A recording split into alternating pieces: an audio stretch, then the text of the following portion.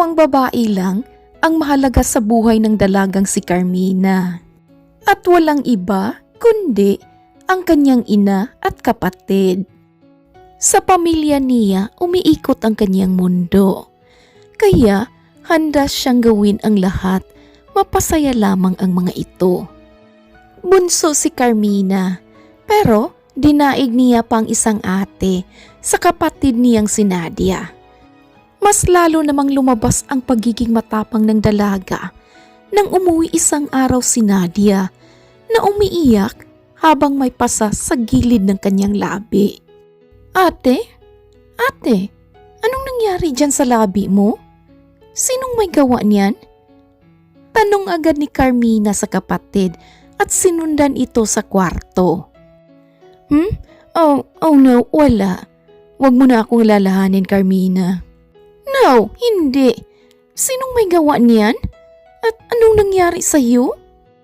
Humihikbing isinumbong ni Nadia ang lahat na nagdadalang tao siya sa nobyo niyang si James. At nang isumbong daw niya dito ang tungkol sa kanyang sitwasyon, ay sinaktan siya nito at sinabing ipalaglag ang bata. Nagulat naman si Carmina, lalong-lalo na ang kanilang ina, na nooy kakapasok lang dahil walang sinasabi si Nadia sa kanila tungkol sa nobyo nito. Ate naman, bakit hindi mo naman kasi sinabi sa amin ang tungkol dyan sa boyfriend mo? At sinong James? Anak siya ng mag-asawang Tyrell, Carmina. Mayaman sila at ayaw niyang magkaroon ng mancha ang pangalan ng kanilang pamilya. So, in other words, wala siyang planong panindigan ang anak niyo? Hindi na nagsalita pa si Nadia at patuloy lamang ito sa paghikbi. Habang ang ina naman nila'y awang-awa din sa kanyang anak. Pilit pinapagaan ni Carmina ang loob ng kanyang ate Nadia. Pero lingid sa kanyang kaalaman na may iba pa palang nangyayari. At dahil ayaw idamay ni Nadia ang kanilang anak, kaya naman binlackmail niya ang nobyong si James. Nasisirain ang pangalan nito sa publiko kapag hindi niya paninindigan ang pagbubuntis niya. Nagawa naman iyon ng ate ni Carmina, pero ang resulta niyon ay hindi nila lubos na inakala. Imbes kasi na pumanig kay Nadia ang mga tao, ay nagawan pa ito ng paraan ng pamilyang Tyrell. Kaya si Nadia na ngayon ang dinudumog ng mga reporters. Dahilan upang mapilitan silang lumipat ng bahay. Pero sa pagdaan ng mga araw, ay ganoon na lamang ang gulat na rumehestro sa buong sistema ni Carmina. Nang madatna niya ang kapatid sa silid nito na wala ng buhay. Anak, natawag mo na ba ang... Hindi na rin natuloy pa ng ginang ang itatanong sana sa anak na si Carmina nang makita ang walang buhay na katawan ni Nadia. Ma! Hikbing sambit ni Carmina. Diyos ko! Nadia! Gumising ka! Nadia! Nanginginig namang tumawag ng tulong si Carmina para maisugod ito sa ospital. Pero dead on arrival na ang kapatid. Ilang araw at linggo din nag-iiyak si Carmina at ang kanyang ina. Maski nga sa mismong libing ni Nadia ay parang hindi pa rin nauubos ang kanilang mga luha. Hindi lamang kasi si Nadia ang nawala sa kanila, kundi pati na ang sanggol sa kanyang sinapupunan. Igaganti ko si ate. Hindi pwedeng walang maghirap sa nangyari sa kanya. Pinal na saad ni Carmina dito. At anong gagawin mo ha? Pupunta ka sa bahay nila? Sa kumpanya nila? Gagawin mo rin ang ginawa ng ate Nadia mo? Anak, mayaman sila. Kaya nilang paikutin ng pera ang hustisya na gusto mo. Anak, ikaw na lang ang mayroon ako. Ma, hindi rin naman po pwedeng manahimik na lang tayo dito sa sulok. Anak mo ang nawala dahil sa kapangyarihang mayroon sila. Kapatid ko. At hindi lang si ate, ma. kundi pati ang sanggol na walang kamalay-malay ay nadamay rin. Alam kong may kasalanan din si ate dahil mas pinili niyang makinig sa boses ng demonyo. Pero sino ba ang puno at dulo ng lahat? Hindi ba't ang nobyo niyang kinukonsinti ng mga magulang niya? Hindi na nakapagsalita pa ang ginang dahil hindi man niya aminin, pero may punto si Carmina. Kung hindi lamang sana nila ginamit ang kanilang kapangyarihan at pera, ay sana'y kasama pa nila si Nadia ngayon. Ngunit sa paglipas ng panahon ay hindi pa rin humuhupa ang galit na nadarama ni Carmina para sa pamilyang Tyrell. Kaya imbes na gumante agad na alam naman niyang madali lang nilang malulusutan, ay nagpasya siyang mag-isip ng bonggang gante para sa hustisyang nararapat para sa kapatid. Huwag kang mag-alala ate, gagawin ko ang lahat, maibigay lang ang hustisyang para sa iyo. Pinal niyang wika. Lumipas ang ilang taon ay nabuhay si Carmina sa pasikretong pagmamasid kay James. Nalaman niya namang may isa pala itong kapatid na lalaki. Nakakauwi lang galing sa Australia. Kaya para bang biglang nagliwanag ang bumbilya sa tutok ng kanyang ulo. Animoy, umaayon ang panahon sa planong matagal niya ding pinag-isipan. At dahil kilala niyang party-goer si James, ay nag-apply siya bilang isang dancer sa club na madalas nitong pinapasukan.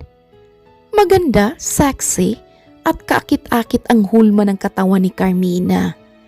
Kung noon ay sobrang naiilang pa siyang magpakita ng balat, ngayon wala na siyang pakialam kung mga pribadong parte na lamang ng kanyang katawan ang natatakpan.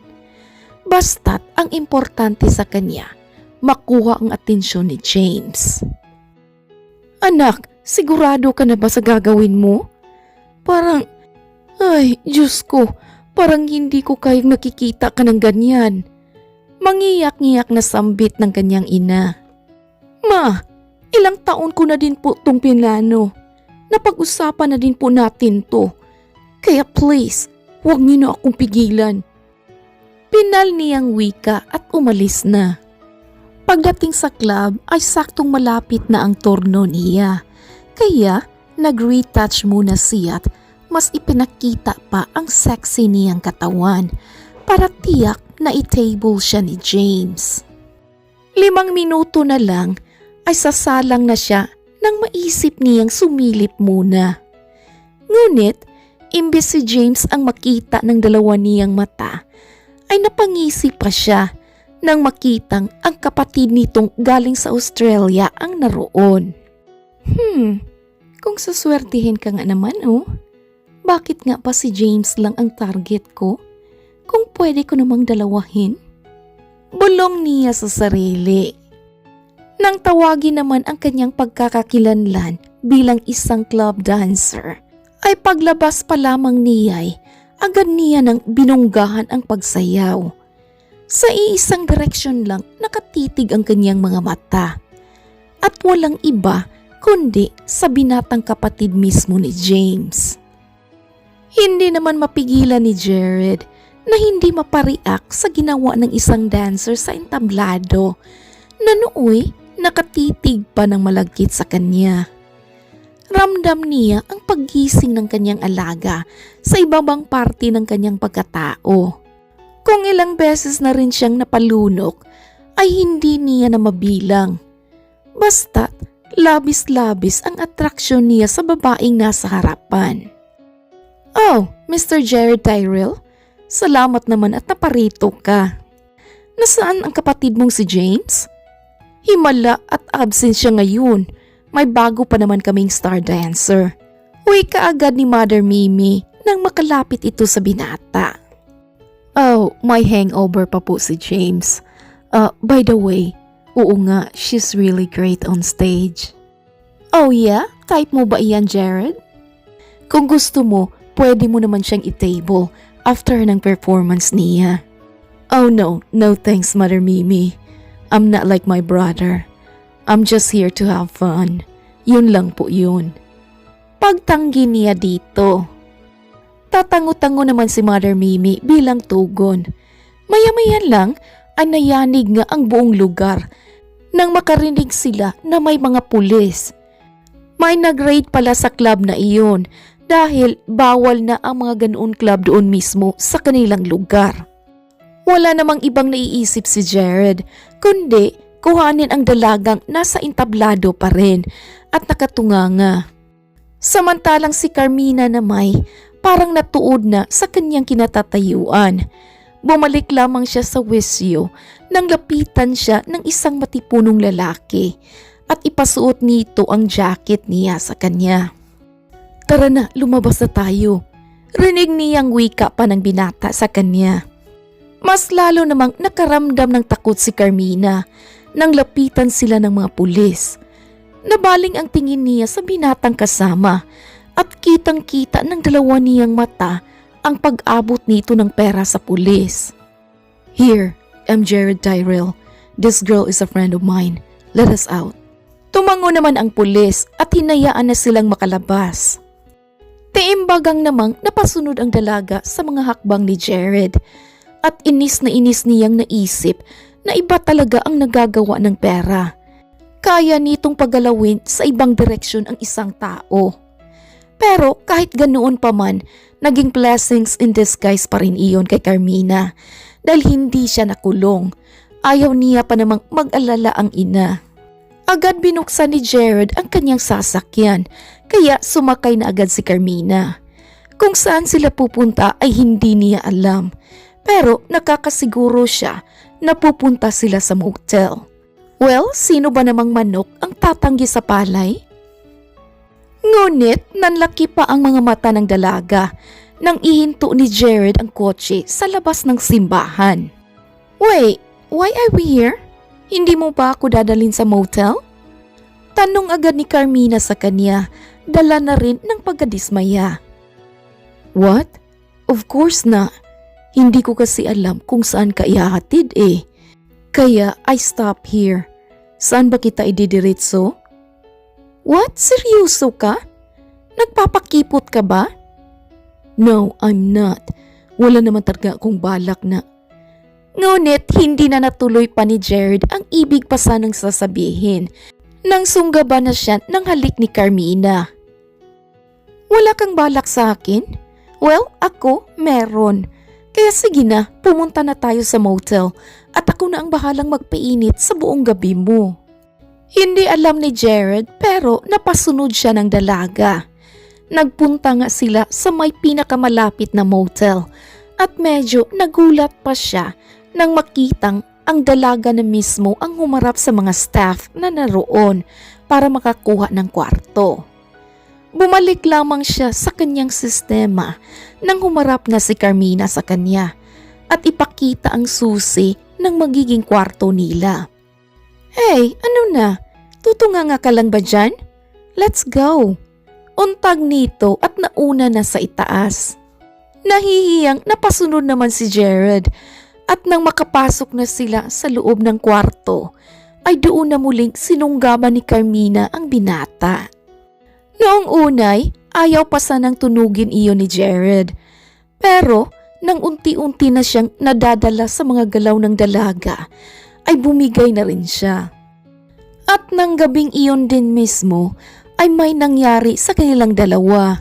Parehas silang bagsak ang mga katawan matapos ang napakainit na gabing kanilang pinagsaluhan. Inaamin ni Carmina na hindi siya naging handa sa gabing ito. Hindi ito parte ng kanyang plano. Pero dahil si Jared ang natiyempuhan niya imbis na si James, ay iibahin niya na lang ang mga susunod pang hakbang. Sumasakit din ang sentrong bahagi ng kanyang pagkababae. Malaki kasi ang sandatang baon-baon ng binata. At dahil isa pa siyang birhen, kaya sobrang sakit niyon. Sa katunayan, may bahid pa ng dugo ang bedsheet na puti sa kanilang hinihigaan, kaya tinatakpan niya iyon ng unan.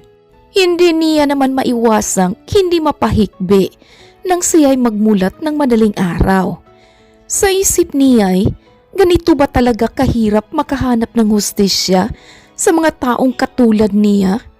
Kailangan pa ba talaga niyang isuko ang sarili para lang makuha ang gusto?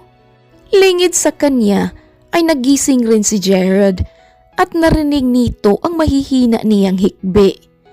Walang pagdadalawang isip niya namang niyakap ang dalaga at hinalikan pa ang balikat nito, bagay na siyang nagpagulat kay Carmina. Hey, kung nag-aalala ka, don't worry. Papakasalan kita at paninindigan ko ang gabing to. Mahina ngunit ramdam niya ang sinseridad sa boses nito. Hindi nakaimik si Carmina, pati kasi ang sinabi ni Jared ay hindi parte ng plano niya. Pero kung magagamit niya ang pagkakataong iyon para makaganti sa pamilyang Tyrell, lalong-lalo na kay James, ay papatusin niya. Humarap siya sa binata at sinubukan niya itong titigan sa mata, pero hindi iyon nakatagal ng ilang minuto. Talaga ba? Pakakasalan mo ako? Pero ano na lang ang masasabi ng pamilya mo?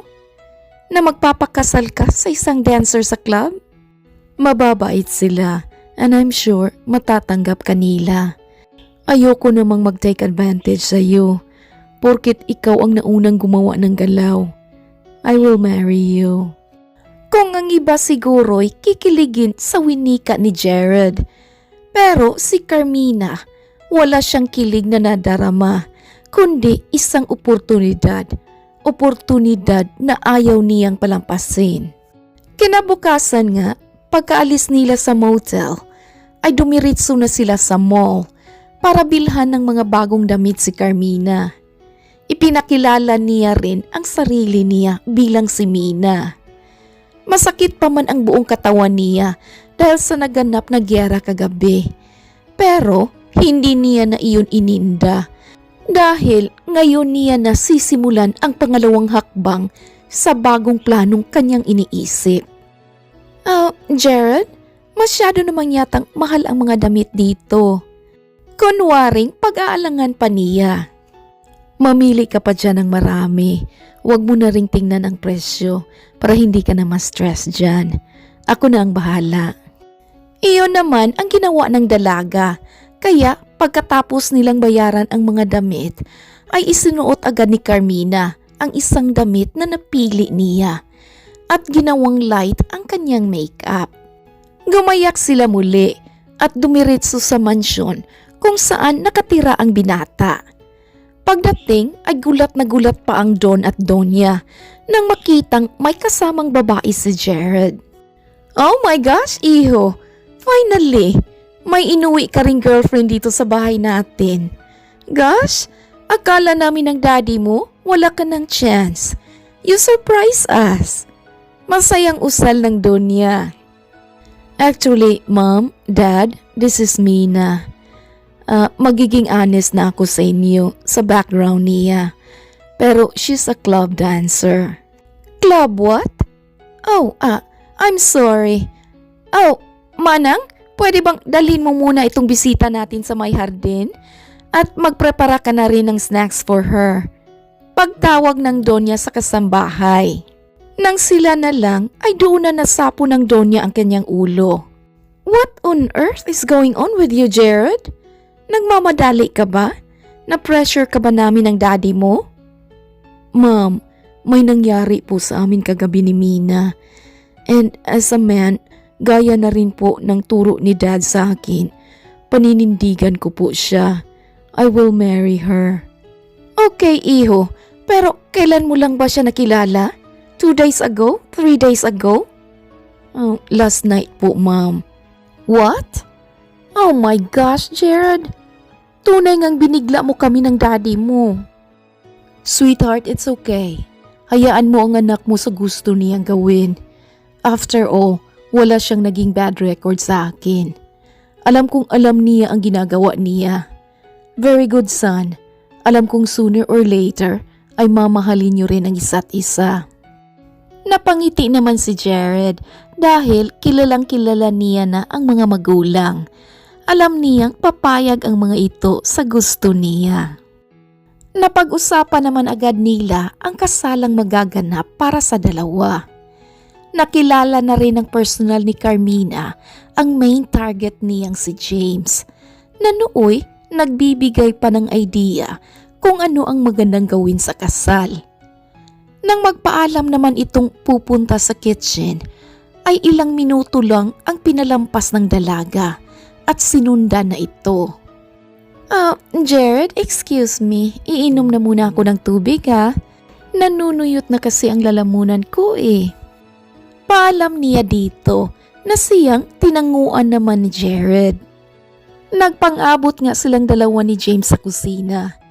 At matapos lagyan ng tubig ang baso, ay sinadya din talagang ibuhos ni Carmina ang laman niyon sa manipis niyang bestida. Dahilan upang makita ni James ang panloob niyang suot. Oh, sorry for the mess. Wika pa niya sa nanlalanding tono. Hindi pa man nakakapagsalita ng tuluyan si James, ay ang pagdating naman ni Jared na nooy nagulat pa nang makitang basang-basa ang harapang bestida ni Carmina. Oh, what happened? Oh, sorry Jared. Aksidente ko kasing natapon ng tubig sa damit ko eh. Pero don't worry, magpapalit na lang ako sa taas. Sorry talaga, sorry din James. Wika nito at pumanik na sa silid kung saan sila natutulog ng magkasama ni Jared. Sa pagdaan pa ng mga araw, ay kapag wala si Jared sa mansyon o nakakatulog na ito tuwing gabi, ay ang pasikreto namang pagpupunta ni Carmina sa kwarto ni James. Alam ni James na inaakit siya ng fiancé ng kanyang kuya. Pero kahit ilayo niya ang paningin dito, ay hindi niya magawa. Sobrang nakakaakit talaga ito. Wait, what are you doing? Mina, kapag nagising si kuya at malaman niyang wala ka doon. Bakit? Akala mo ba pupunta siya dito sa room mo para i-check ako? Bakit niya naman gagawin yun, di ba? Unless sinasabi mo sa kuya Jared mo na nagpupunta ako dito kapag tulog na siya. Sinasabi mo ba? Mahinang wika nito na may pahawak-hawak pa sa labi ni James. Oh no, hindi. Okay, good. Dahil kapag sinabi mo, hindi mo na ako makikita dito ulit sa room mo. Ayaw mo yun, di ba? Sort of. Pero this is all wrong. Fiancé ka niya at ikakasal na kayo. Bakit? Wala ka bang lakas ng loob na ipaglaban ako sa kuya mo? Bakit hindi mo subukan, James? Ika nga nila, may the best man win. Para bang na-hypnotize mo si James sa bawat salita at galaw ng dalaga. Inaamin niyang kahit ilang beses na silang nagtatabi ni Carmina, pero wala pa ring nangyayari sa kanila. Tamang halik at yakap lang ang kanilang ginagawa. Kapag naman gusto niyang may mangyari sa kanila, ay tumatanggi lagi si Carmina at lagi siyang binibitin. Samantalang si Carmina naman, sa tuwing mararamdaman niya na may balak sa kanya si James, ay umaalis agad siya at bumabalik sa silid nila ni Jared. Pagpasok ay tahimik niya namang pinagmasdan ang fiancé na nooy nagmulat na rin nang maramdaman nitong may mga matang nakatitig sa kanya. Oh, Mina, are you okay? Anong oras na ba? At bakit gising ka pa? Oh, 1 a.m. pa lang Are you having a bad dream? Did it bother you? Sunod-sunod na tanong nito na naupo na rin at hinila ang dalaga palapit sa kanya. Hindi umimik si Carmina at titig na titig lang sa gwapong muka ni Jared. Is there something wrong? Muli pa nitong sambit. Wala. Naisip ko lang, Ang gwapo pala ng magiging asawa ko, no? I'm so lucky. Ay sus, maswerte ako sa iyo dahil family girl ka. Napapasaya mo sina mama at dad at hindi ka rin nagdadalawang isip na makihalubilo kay James. Thank you for doing that, Mina. That means a lot to me. And I promise, alam kong parehas tayong hindi pa full ang pagmamahal para sa isa't isa. Pero ipinapangako ko na bibigyan kita ng masayang buhay at magagandang lahi. Hirit na biro pa nito. Pilit namang napatawa ang dalaga. Sa ilang linggo kasi nilang pagsasama ni Jared ay wala siyang makitang mali sa binata. Minsan tuloy ay nakakaramdam siya ng guilt dahil si James lang naman talaga ang target niya eh. Pero dahil nasa isang pamilya sila, kaya nadamay na si Jared. Ngunit kahit may guilt na nadarama si Carmina, ay mas nanaig ang paghihiganti niya. Kaya inaakit niya pa rin si James at patuloy pa rin lumalapit dito. Pero sa pagtagal ay mas lalong ipinapakita ni Jared kung sino talaga siya. Nalaman niya tuloy na sobrang family man ang binata at deserve magkaroon ng masayang pamilya in the near future. Bagay na alam niyang hindi niya maibibigay dito.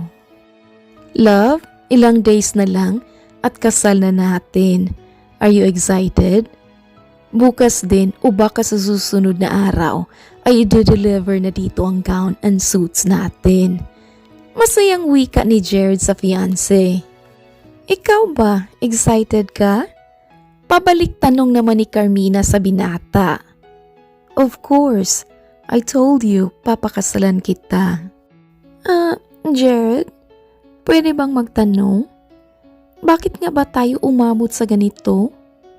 I mean, ako ang nag-first move, right? Besides, hindi naman ako nabuntis. Kaya bakit mo ako kailangang pakasalan? Kasi hindi ako kagaya ng ibang lalaki.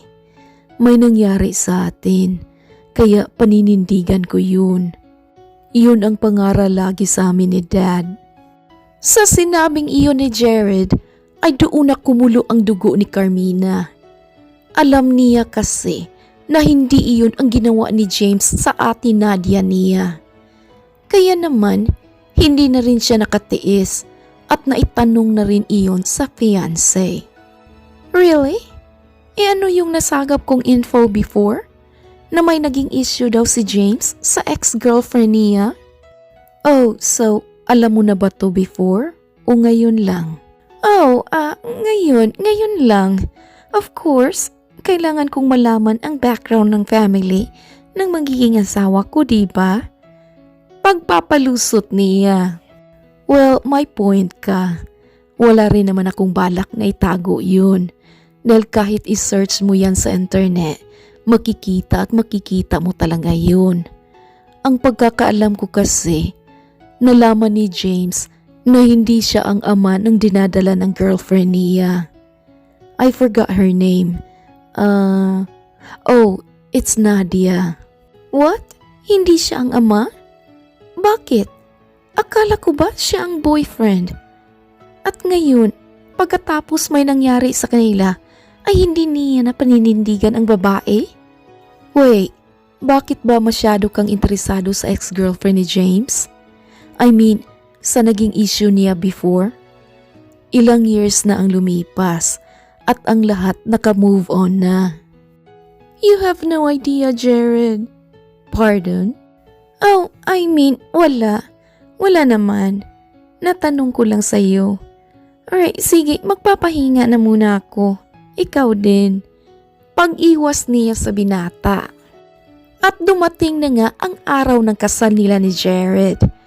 Nang matapos naman ang kasal, ay isa-isa na silang nagpunta sa reception.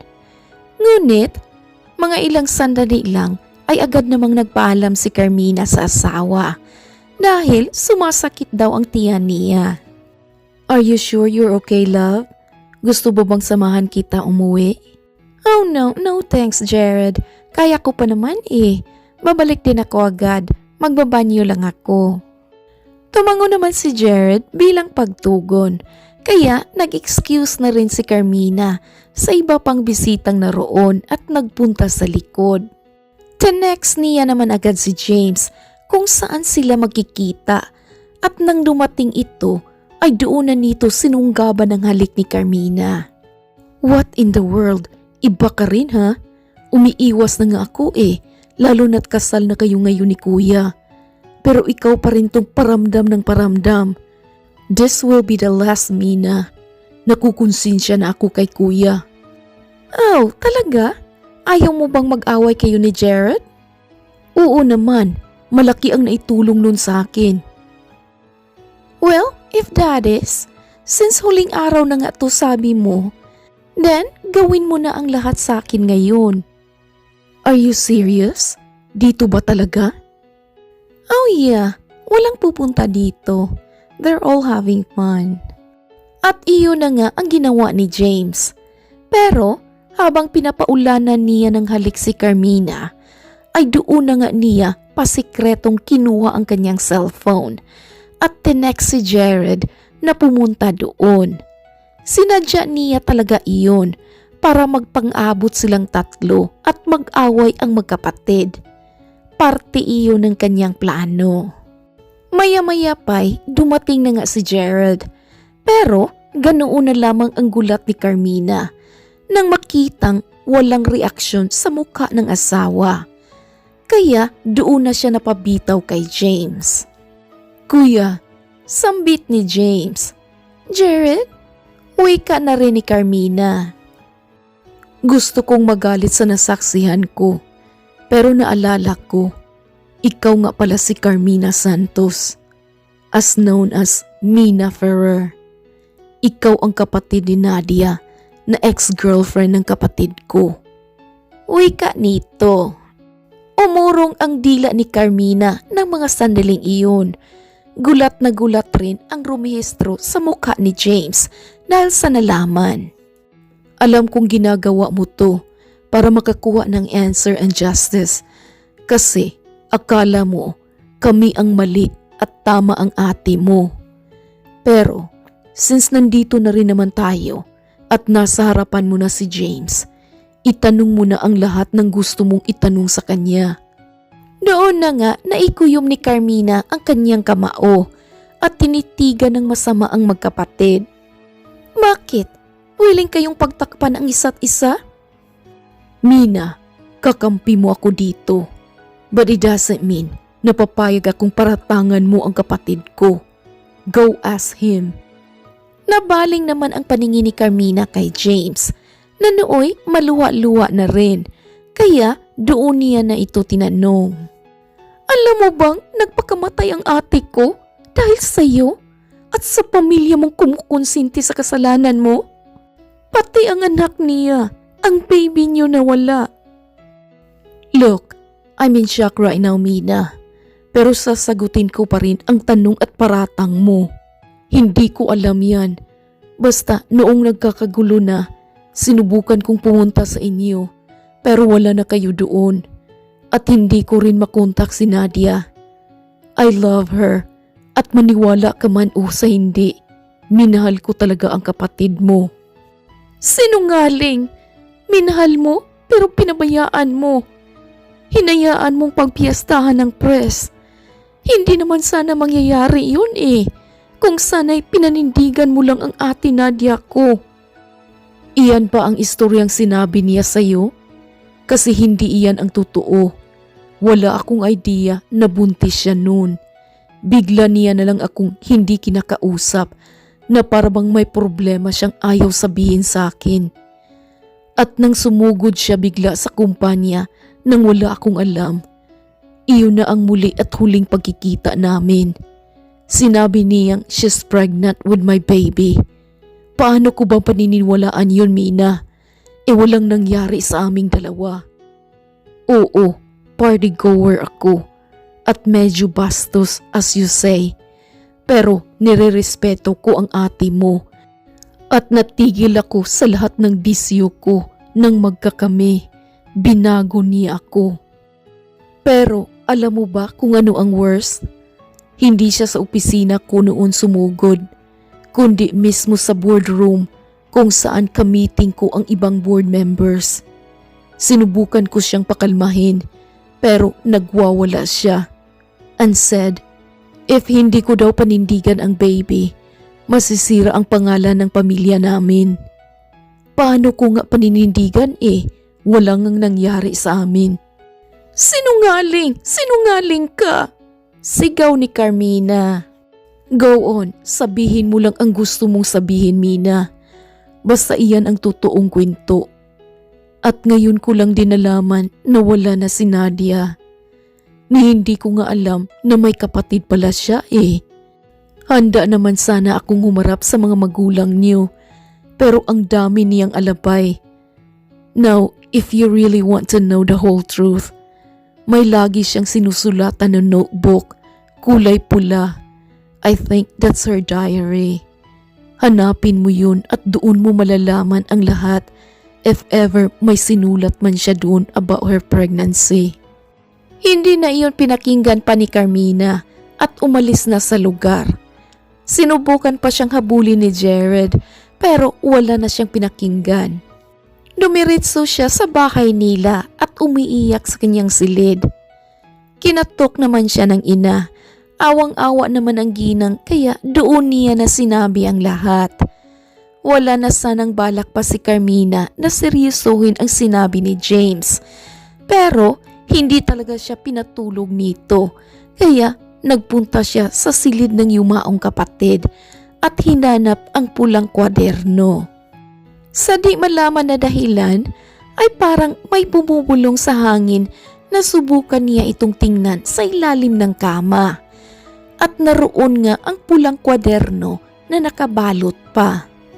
Kinakabahan na binuksan iyon ni Carmina at naiyak naman siya nang mabasa ang mga unang nakasulat doon. Lahat kasi mga masasayang memorya nilang tatlo. Naroon din ang unang masayang araw na nakilala niya si James at ang mga unang date nila na patago. At ang iba sa mga nakasulat doon ay, Dear Diary, today marks our first anniversary. Gustong-gusto na ni James na makilala si Mama at si Carmina, pero wag muna. Maybe soonish. Dear Diary, James a good man. Really good man. Deserve niya ang makakita ng babaeng walang tinatago at hindi ako yun. Nangunot ang noo ni Carmina habang naglalakbay ang mga kamay sa diary ng kapatid hanggang sa mapunta nga siya sa likod ng notebook. Dear Diary, what I'm gonna do? I'm pregnant. I'm pregnant with Mayor's Ruiz baby. Hindi niya kayang panindigan ang anak namin dahil may legal siyang pamilya. Dear Diary, tama ba ang ginawa kong pagsira sa pangalan ng lalaking tunay na nagmamahal sa akin? Hindi niya deserve yun, pero I can't do this. Ayaw kong lumaki ang tiyan ko nang walang kapares. Ano na lang ang sasabihin ng mga tao? Hindi na tinapos pa ni Carmina ang nakasulat pa doon dahil hindi niya kinaya ang mga nalalaman. Bigla siyang nagkaroon ng galit sa kapatid. Buong buhay niya'y sinayang niya ang panahon sa paghihigante sa wala naman palang kabuluhan. Bukod doon, mas hindi niya kinaya ang nalamang matagal ng kabit ni Mayor Ruiz ang kanyang ate Nadia. At ito pala ang sumusuporta sa lahat ng luho nito. Ginising niya ang ina at ipinabasa dito ang lahat ng nakasulat sa diary ng kapatid. At maski ito'y iyak ng iyak din sa mga nalaman. Pilit ni Carmina na makamove on na lang at palipasin na lamang ang araw para makatakas sa sakit at kabiguan. Pero isang araw, habang siya ay palabas ng bahay para sana'y magdilig ng mga halaman, ay nakita niya si Jared sa labas kausap ng kanyang ina. Dali-dali naman siyang bumalik sa loob at hintayin na lang na umalis ito. Hanggang sa nagsunod-sunod na nga ang pagpunta doon ni Jared, kaya kinausap na siya ng ina. Anak, wala ka man lang bang planong kausapin si Jared? Wala siyang kasalanan. Yun na nga ma eh. Ano pang mukha ang ihaharap ko sa kanya? Subukan mo lang. Asawa mo pa rin siya at asawa ka pa rin niya dahil legal ang kasal ninyo. Kausapin mo muna siya kahit saglit lang. Kawawa naman. Para bang nalinawan naman si Carmina kaya kabado niyang hinarap ang asawa. Anong ginagawa mo dito? May kasalanan ako sa iyo. Kaya I'm sorry. Pakisabi kay James, sorry din. At sa mga magulang mo. Okay na? No, I want you back. Napablisingan ko na ang bagong bahay natin at kailangan ka na dun. Kailangan na kita. Oh, come on Jared. Malaki ang atraso ko sa iyo. What now? Alam ko naman kung bakit mo yun nagawa eh. Pero hindi ako naniniwala na hindi mo ako minahal. You're still my wife, Mina.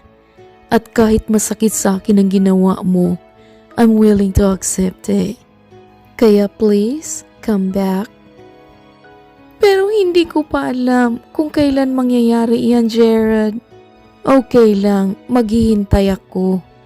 At kung sakaling handa ka na, nandoon lang ako sa bahay natin, always waiting for you. Naiyak si Carmina nang makalis ang asawa. Kahit papaano'y napamahal na rin siya dito. Kaya naman, iniisip niyang mabuti kung ano ang dapat na gagawin. At makalipas ang 3 buwan ay nanalo pa rin ang pag-ibig. Pinuntahan niya ang asawa sa bagong bahay nila. Bagay na siyang nagpalaki sa 2 mata ni Jared. Hey, titingnan mo lang ba talaga ako dyan? Wala ka bang planong kuhanin ang iba kong mga gamit sa labas? Ngiti ni Carmina dito na siyang ikinaiyak ni Jared at agad siyang niyakap. My gosh, you're here. I love you so much, Mina. Please, wag mo na akong iiwan. Hindi na. Mahal na mahal din kita. At pinagsaluhan nila ang isang masuyong halik ng mga sandaling iyon. Namuhay ng masaya at masagana ang dalawa. At makalipas ang ilang pangbuwan, ay isang biyaya naman ang dumating sa mag-asawa. Dahil nagdadalang tao na si Carmina sa first baby nila. The end. Oh my kulay! Very interesting story. Talagang ibang kulay ng pag-ibig ito Right? Very nice story actually. It has an unexpected twist. Oh my goodness. Kung ano-ano na lang ang nasa isip namin dito. Ibang timpla ng story na naman tayo. You know, last time we had rom-com, romantic comedy. So ngayon, romantic drama. Alright. Oh my gosh. Sorry, nagiba na ang boses ko kasi madaling araw na. It's 2:11 a.m. na dito. Tinapos ko lang ang story na ito. Para bukas, mag-edit na lang ako. Alright mga kakulay, I hope you enjoy. If you do, please like, comment, share, and subscribe. Thank you all my subscribers and listeners. This is Ethel McMenamin saying, bawat buhay ay may kulay. Thank you and take care. Dagan kayong salamat. See you sa next story. Good night.